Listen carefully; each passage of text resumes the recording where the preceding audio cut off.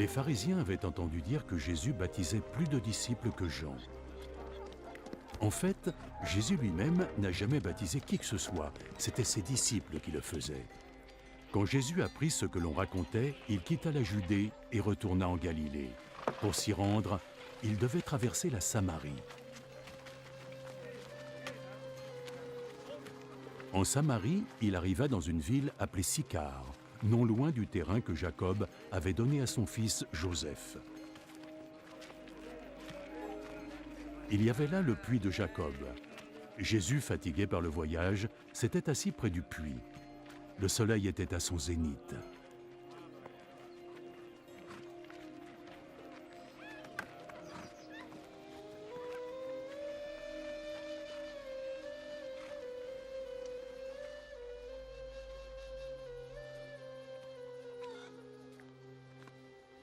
Arriva alors une femme, une Samaritaine, qui venait puiser de l'eau.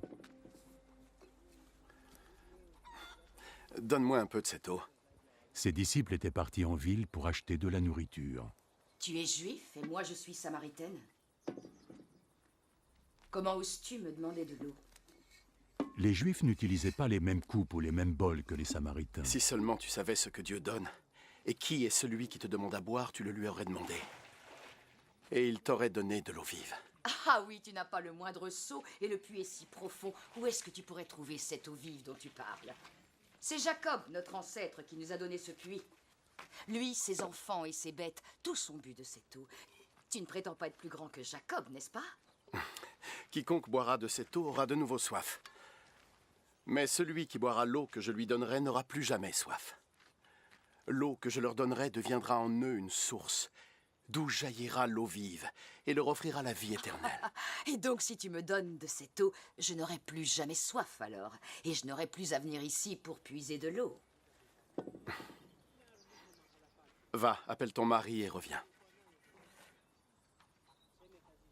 Je n'ai pas de mari. Tu as raison de dire que tu n'as pas de mari.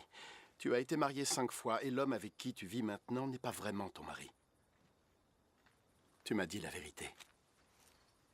Je vois, alors tu es un prophète. Mes ancêtres samaritains ont adoré Dieu sur cette montagne. Mais vous, les Juifs, vous dites que Jérusalem est le lieu où nous devrions adorer Dieu. Crois-moi, femme.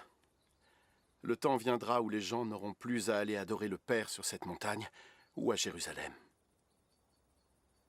Vous, Samaritains, connaissez mal celui que vous adorez. Nous, les Juifs, nous connaissons notre Dieu parce que nous savons que le salut vient des Juifs. Mais le temps vient. Et il est déjà là. Guidés par la puissance de l'Esprit de Dieu, les hommes adoreront le Père tel qu'il est vraiment, lui offrant la véritable adoration qu'il demande. Dieu est esprit, et c'est seulement par la puissance de son esprit que ceux qui l'adorent atteindront sa vérité. Je sais que le Messie va venir. Et quand enfin il sera là, il nous expliquera tout ça. Je le suis. Je le suis, moi qui te parle.